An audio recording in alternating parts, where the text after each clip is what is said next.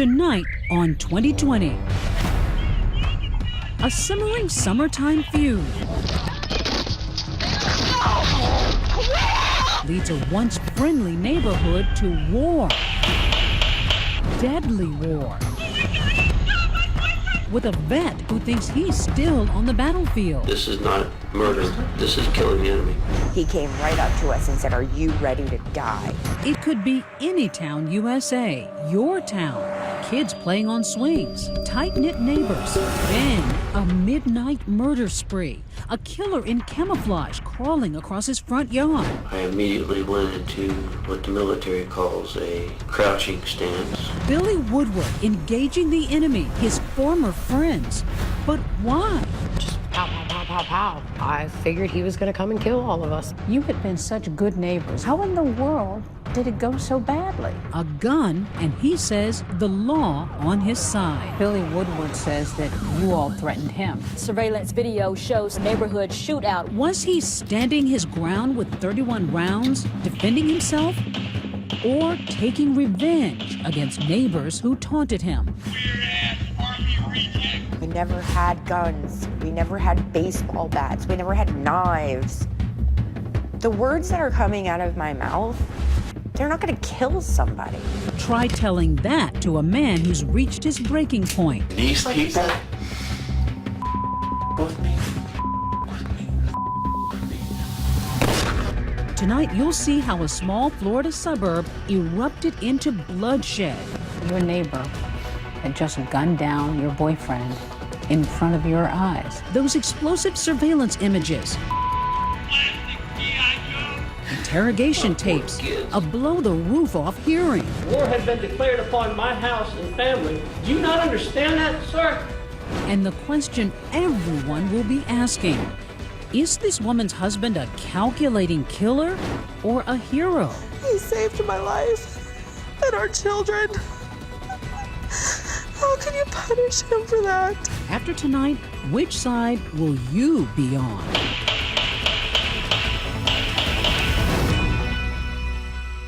Good evening. Right here tonight, you're about to see how those few minutes of gunfire, 31 rounds caught on surveillance video, will change a neighborhood forever. Friends, the kind you'd hang out with, turning on each other to set off the war next door.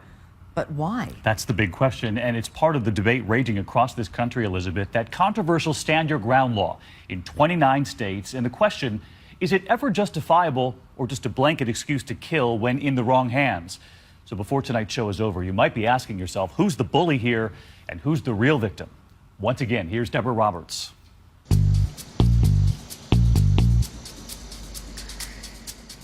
Titusville, Florida, tucked in along the East Coast, just up from the Kennedy Space Center. 2, 1, liftoff. It's the Space Coast, NASA country, where big rockets shoot for the stars. But among 3 homes on Smith Drive, a more earthly matter put this city in the headlines, a vicious neighborhood feud. The trouble begins here at Billy and Barbara Woodward's house. Parents of 2 kids, she works in HR, he's at home on disability.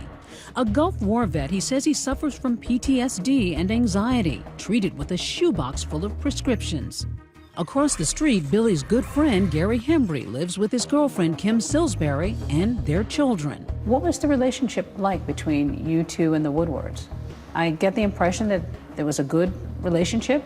Gary knew them for years and years. Our kids would go on hay rides with him. It seemed fine. They were so close, Woodward even loaned Gary money. Gary's house was bursting at the seams. An old friend, Roger Pichor, and his girlfriend had moved in with her children. The crowd from Gary's home often spilled next door into the yard of welder Tim Blake and his wife, Carrie. I thought it was a nice place. I mean, all the neighbors seemed really nice. You know, it was very quiet, quaint. Kids were playing all the time. A tight group of neighbors all getting along. Billy's wife, Barbara, still recalls the happy days on Smith Drive when all the children played together. Is that the swing set that you put up? I saved for years to buy that swing set. All the kids would come over and play on it. My daughter loved it. They even bond over chickens. Billy decides to raise some in his yard. Not exactly legal, but no one seems to mind. He considers them therapy animals. They were like pets. You could pick them up and handle them. They were very friendly. How many would you guess you had? I don't know, about 20 or so. Oh. Life was mostly fine until an incident with a birthday present. Billy and Barbara's daughter Ava was turning 12. Somebody left a present for Ava. They thought we were not home. Well, I guess we didn't hear the door or whatever, so they left it on the porch. But Ava's birthday gift went missing. The Woodwards accused the daughter of their neighbor Gary with stealing it. I just knew that she had taken it. Gary immediately got very agitated and upset that we were accusing his daughter of having stolen something from our house. Billy and Barbara called the police. Gary's daughter's in tears. It was a bad scene. The families in those 3 houses along Smith Drive now at battle stations. It's Billy and Barbara Woodward versus everybody else. Gary and Kim, Roger, and the Blakes next door. Photos from that day show Billy, the man who loved those chickens, flipping the bird. And although he denies it, the neighbors say Billy also brandished a weapon. Billy lifted his shirt up and showed us his gun. Billy flashed the gun and hold it up. Said, anybody come out there. Come on out here in the street. We'll get it done right now. When Billy's dad comes over, he says the neighbors turn on him too. Some of the comments were, I got me a baseball bat. I'll bash that old man's head in. Did you fear that this could turn violent? Oh, yes, ma'am, absolutely. Yep. Things get so heated, Billy's father buys him a surveillance camera that will later record terrifying events. All this heartburn instigated by something as minor as a missing birthday present. Sad, but hardly a surprise to anyone familiar with the long-running carnival of wacky neighbors stories 2020 has followed over the years. Mind my own business when you came out here. There's somebody on a tractor on Pioneer. Oh my gosh. He's flashing my house. I'm getting out of here. Caterpillar crimes and misdemeanors. You better get some cops up here with some guns, because this son of a gun is crazy. The antics often lead to a fence, surveillance cameras, and regular visits from the police. But not many end in the kind of heartbreak witnessed in this story. Back in Titusville, the neighbors across the street from Billy Woodward know exactly how to ruffle his feathers. Those precious, illegal chickens. They blow the whistle, and Billy's forced to give up his feathered friends. He and wife Barbara find them new homes in the country. How upsetting was it to Bill to have to get rid of them? It made him angry. He was just upset that there had not been a problem, and then now all of a sudden there is. When they made him get rid of the chickens, oh, it was on then. The light switch went on in Billy. He was not ever the same then. They were constantly taunting about the chickens. They would drive up and down the street and lay on the horn just to be irritating. So it was a constant barrage of noise, which they knew would bother him because of his PTSD. So it was a hostile environment? It was constant. It was constant. Even neighbor Tim Blake admits the taunting sometimes went too far. Did you ever think at some point that this is going to escalate? This is going to get bad? We even told the cops, are you going to wait till the body bags are being toted out? But you also knew that you were antagonizing him as much as he was antagonizing you. Oh, it was a 50-50 deal. Yeah, I look back now, like you were an idiot. Police were soon barraged with calls from the neighborhood, often several times a day. What would happen once the police arrived? They would say everybody needs to go home and calm down, and that never happened. As soon as the police would leave, they would start their taunts again. Billy's dad, himself a former cop, gives his son some astonishing advice, saying he can't rely on police. Explain to him that at the same time that you have to try to involve the police to keep you safe and your family safe, son, you always have to remember that there might be a time when they're not there. You said that to him? Yes, I did, because I've had to say it to many, many people over the years. By late August, the nasty dispute ends up at the Titusville courthouse, with all sides asking for orders of protection. After speaking out of turn in court, Billy gives his standard excuse. Judge, I apologize for my outburst. I am a mentally disabled veteran who's medicated, who suffered head injury and combat stress, and I don't control my actions very well. The judge denies the orders, telling them all to go home and behave. But the hot-headed neighbors can't even get out of the parking lot without a physical brawl. Billy jumps Gary. He came right up to us and said, "Are you ready to die?" Picked Gary up by his neck, threw him up against the car. Gary's cell phone rolling on the whole thing.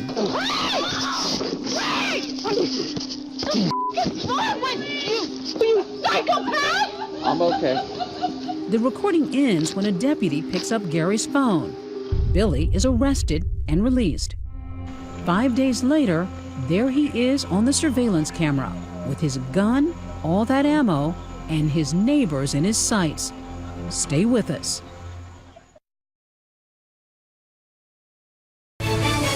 Now back to 2020's The War Next Door with Deborah Roberts.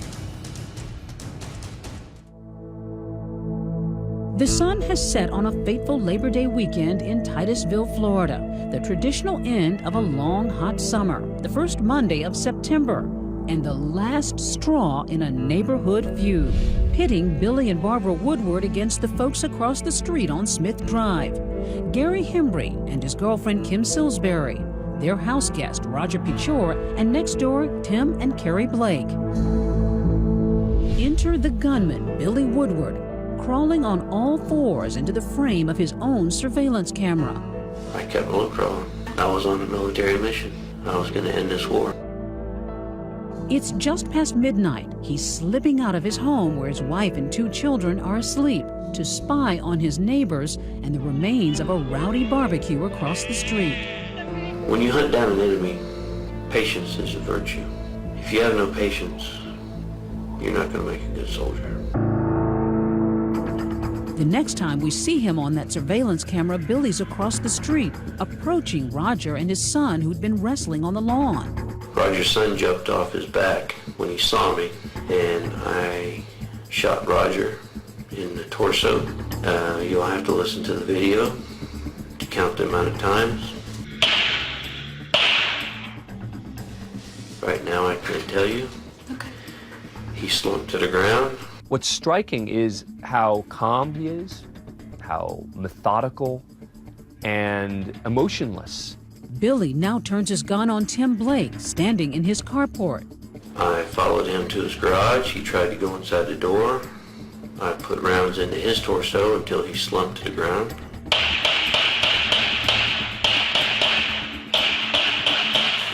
He shoots me about, I don't know, 5 or 6 times. Did he say anything? No, he was smiling. Smiling. Smiling. As these crime scene photos show, investigators later find spent bullets and brass shell casings littering the driveway, lead-punched holes in a toolbox and the doorway. There was 2 bullets in the door frame. I had to call CSI out the next day to come pull them out. But most of Billy's shots find their target. 11 bullets hit Tim Blake. I got still a bullet in my backbone, 1 in my leg. And what's racing through your mind at this point? I was go ahead and say my prayers. Stuff was flying around my face. I just kept getting shot everywhere. And then I was like, damn, I'm already dead. I just ain't had time to die yet. I opened the door and saw you laying in a pool of blood, didn't know if you were dead or alive, and closed it and called 911. Carrie, did you think you were going to be killed? I did. I truly did.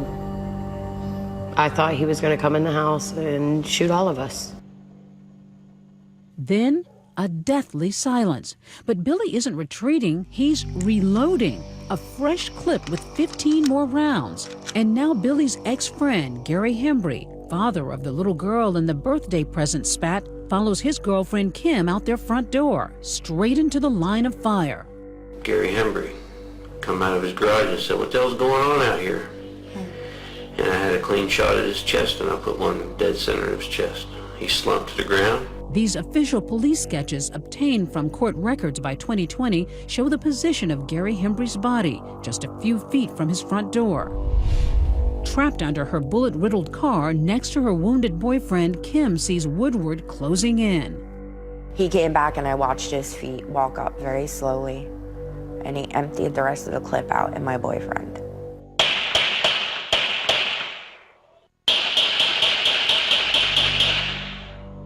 At some point, Billy returns to his first victim, Roger, with Roger's son watching in horror. And my dad was just laying there like this. And he pushes him over because he was laying on his stomach and flipped him over and like pushed his head. And his head just went like that and put it right to his head, point blank, just. And shot him again? Two right to the head. And in order to make sure there are no survivors on the battlefield, I point blank shot him in the head once or twice. So I ran. And I'm still running. Tim Blake is alive today for one reason. Because I was out of bullets. Okay, so you ran out. I used 31 rounds. Two 15-round clips and one in the chamber. And you ran dry? Ran dry. Okay. On 3 people. Ran dry as if he'd been watering the lawn instead of mowing down his neighbors. Billy walks back to his home as another neighbor calls out, "You all right?" Billy's answer, like ice. "I got 'em all," he says. Minutes later, that camera's still recording as Smith Drive lights up with first responders. Tonight, a Titusville man shot 11 times by his neighbor. Billy's wife, Barbara, says she slept through the whole thing, and when she wakes up, she believes her husband is a victim.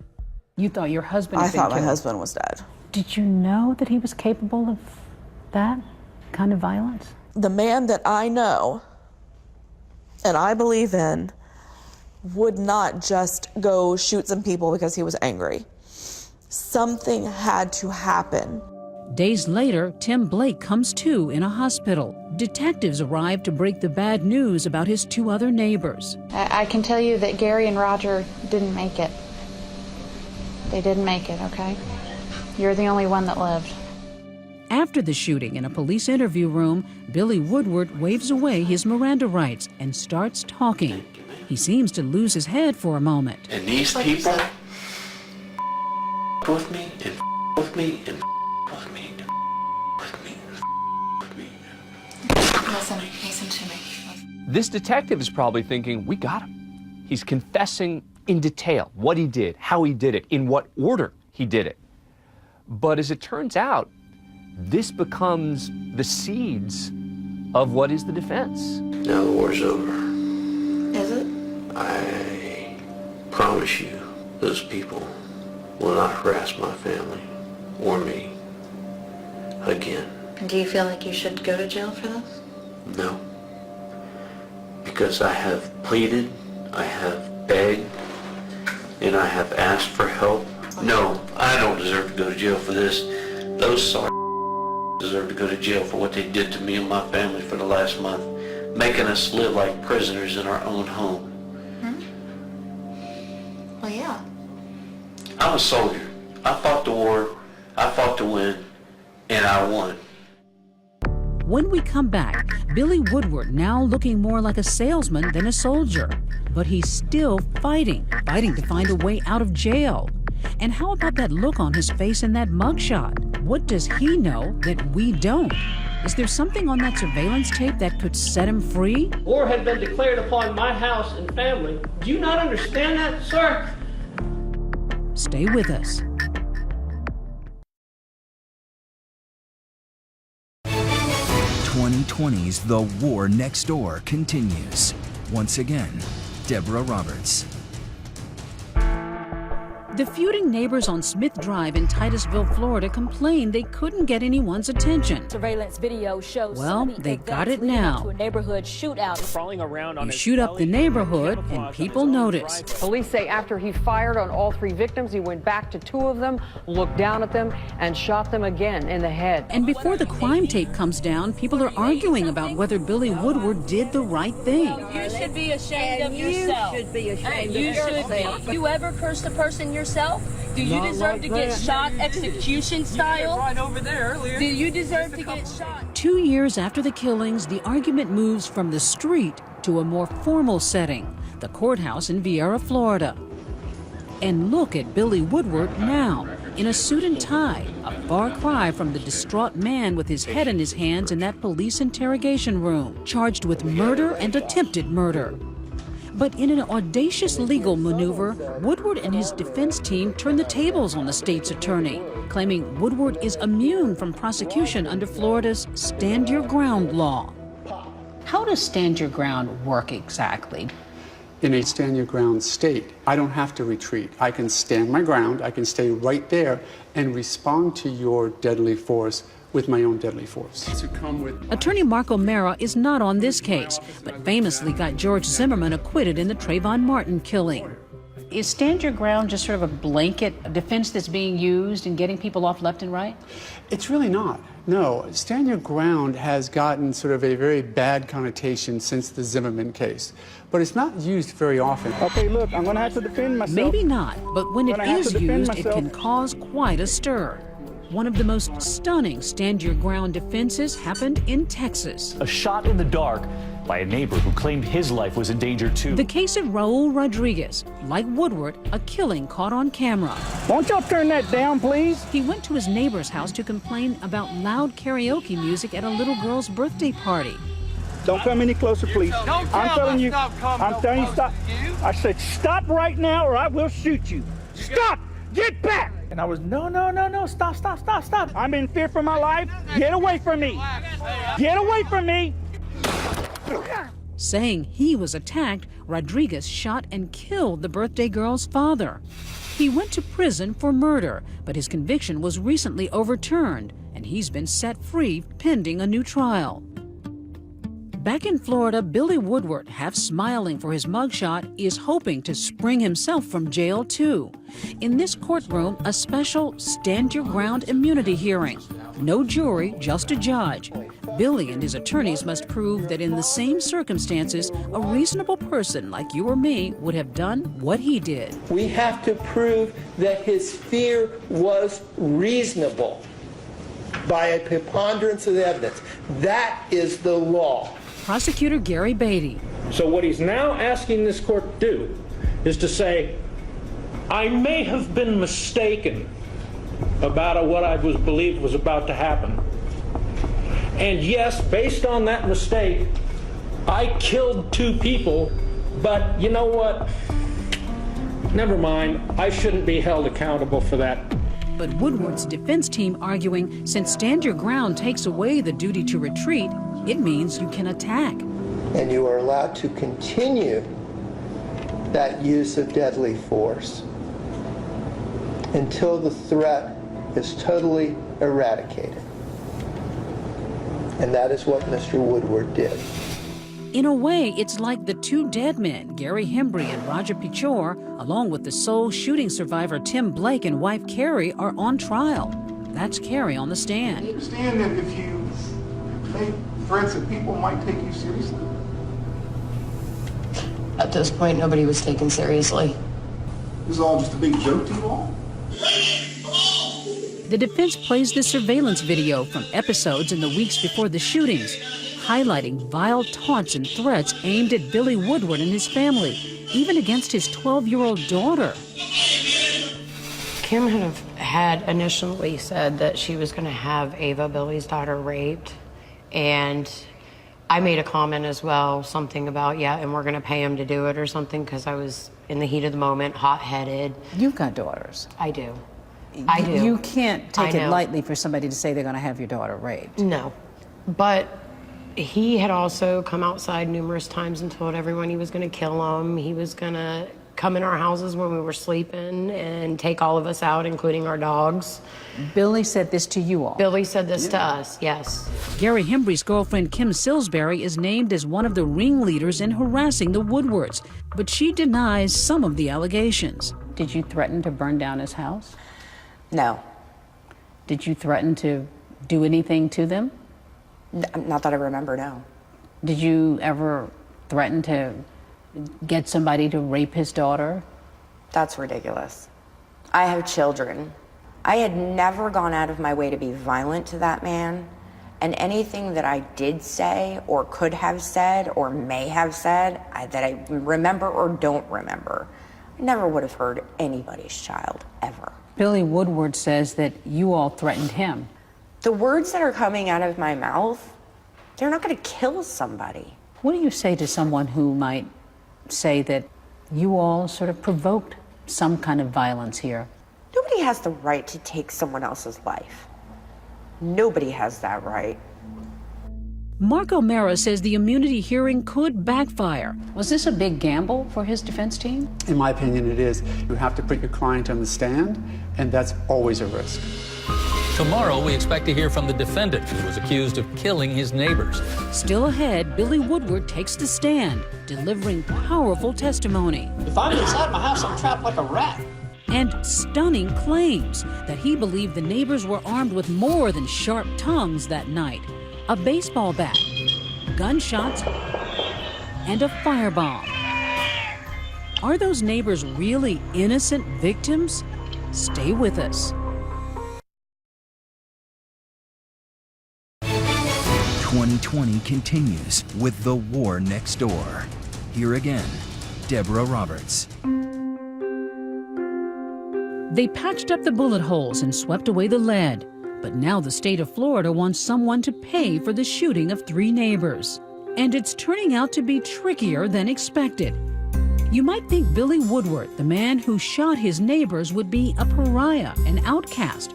But his wife Barbara says it's quite the opposite. Families of the victim see your husband as a villain. How do you see your husband?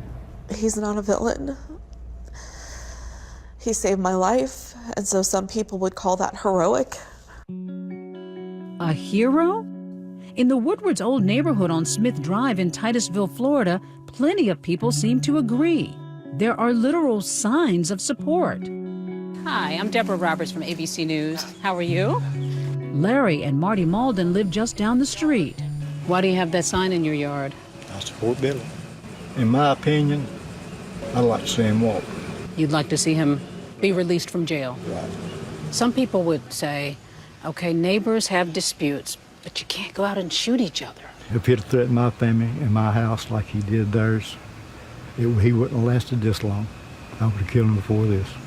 You're sorry anytime someone dies, but these people just made this neighborhood just a holy hell. They all ganged up on Billy and his wife and his family. Scott and Lydia Crow, who lived behind Billy and Barbara Woodward, had a front row seat to the feud.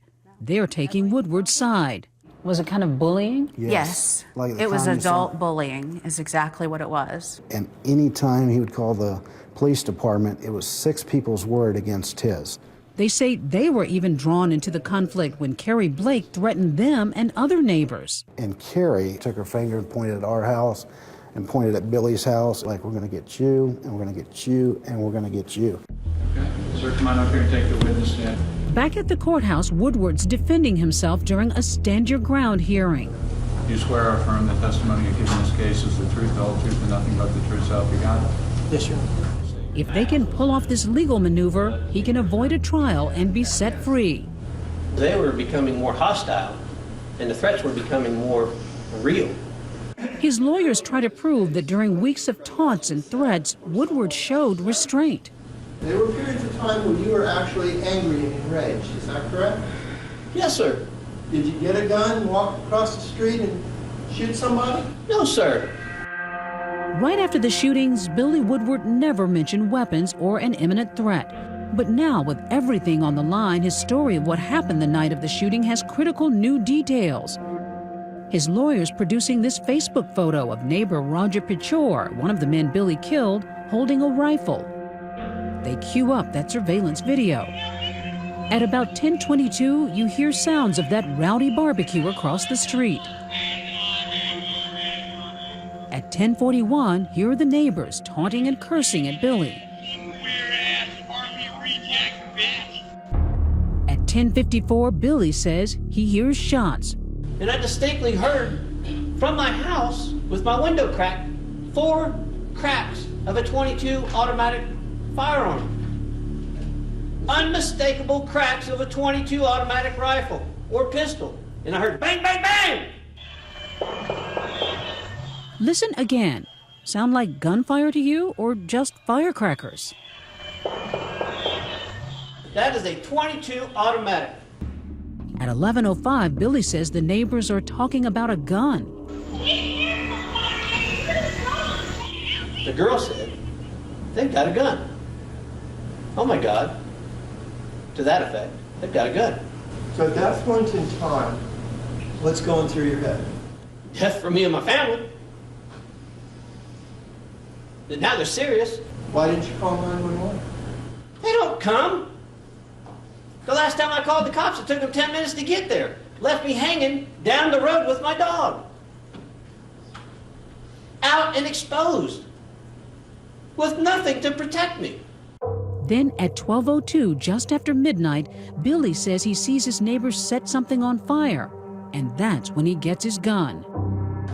Now, what about that caused you to arm yourself? Because I didn't know if that was a Molotov cocktail fixing to come through and into my house. This is the key to the defense. He says he hears gunshots. He thinks he sees a Molotov cocktail being created. He's now in imminent fear for himself and the safety of his family.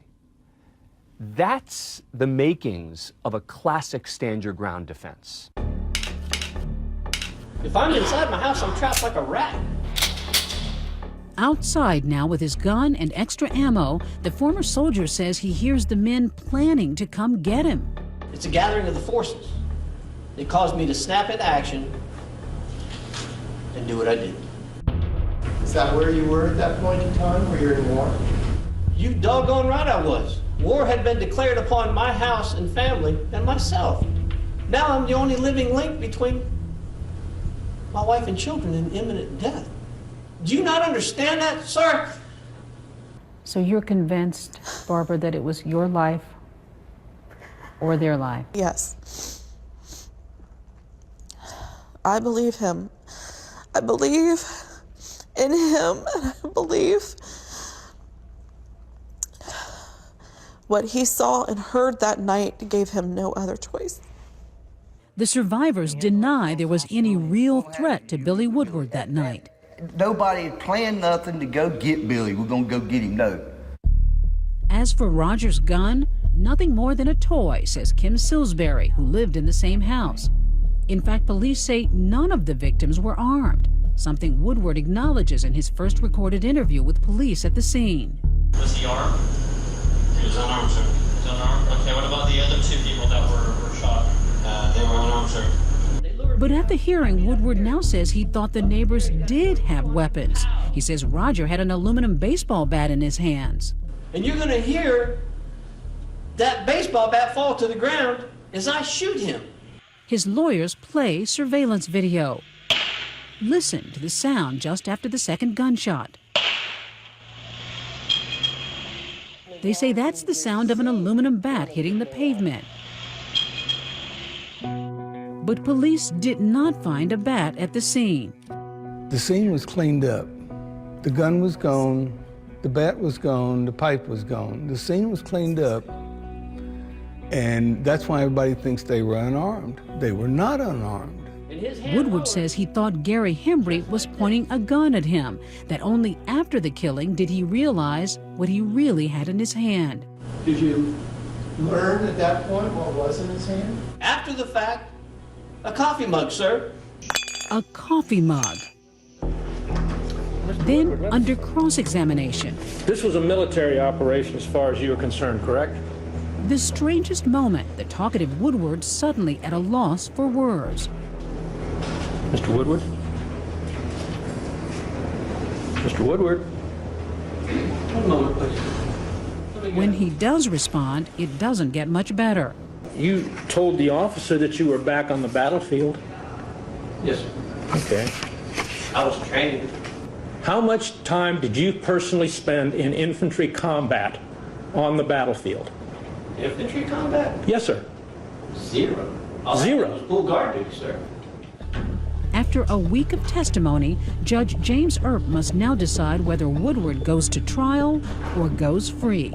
In a case like this, an analysis seems to suggest that this immunity hearing was not going to be granted because there was no good argument that the threat was imminent, that he was responding to. Just hours later, Judge Earp is back on the bench, ready to rule. If you'd like to get up and leave after you know what the ruling is, you're welcome to do that, of course. When we come back, the ruling that will decide whether Billy Woodward was standing his ground on his neighbor's lawn. Stay with us. 2020 continues with The War Next Door. Once again, Deborah Roberts. The only relevant concept to me. Judge James Earp returns to the bench in the Viera, Florida courthouse, ready to rule on whether Billy Woodward was some kind of neighborhood hero standing his ground, saving his family, or whether he's just another accused killer with a grudge and a gun. Turns out Woodward's about to have another very bad day. This is an order denying his claim of immunity pursuant to Florida Statute 776.032. A judge rejected a Titusville veteran's claim that he shot his neighbors in self-defense. He called William Woodward the aggressor in this case. The judge is essentially saying that he doesn't buy the defense, that it was reasonable to believe that there was an imminent threat to him or his family.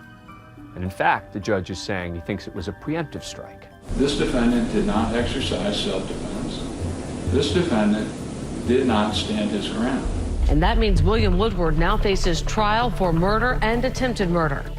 Woodward's lawyer, Robert Berry, hopes a jury will be more sympathetic. If we end up in trial, we're going to put on the same exact defense. Do you have a guess about the chances for acquittal for Billy Woodward in this case?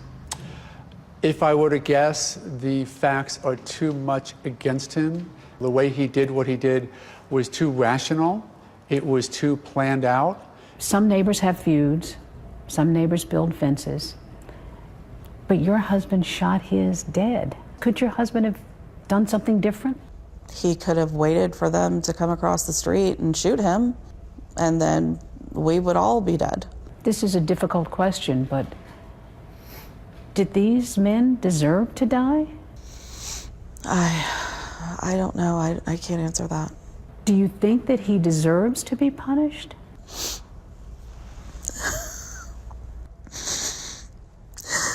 How can you punish someone for saving the lives of their family? Billy Woodward is back in the county jail. Not for long. You're convinced that he's going to prevail? I'm convinced he's coming home. Absolutely. That man needs to be behind bars. There's something wrong with him. He could face the death penalty. I'm okay with that. He's facing possibly the death penalty. Uh-huh. Should he be put to Good. death? Yes, I think he should. I think he should die. But Ginny Huppert, the mom of Gary Hembry, shot with a coffee cup in his hand, doesn't want anyone else to die. No, not to death, no. I don't want his mother to go through this. I don't want his kids to ever go through this. It's not going to bring Gary back. Nearly 3 years since that nightmare on Smith Street, one final heartbreaking twist. If Billy Woodward had held his fire just a few more days, his neighborhood feud would have ended on its own. Gary Hembry was planning to move, and the Woodwards were just days away from packing up too, ready to close on a new house. Woodward even mentions it to detectives. Had you ever thought about killing them before tonight? No, you know why? Because we just signed on a brand new house. We're going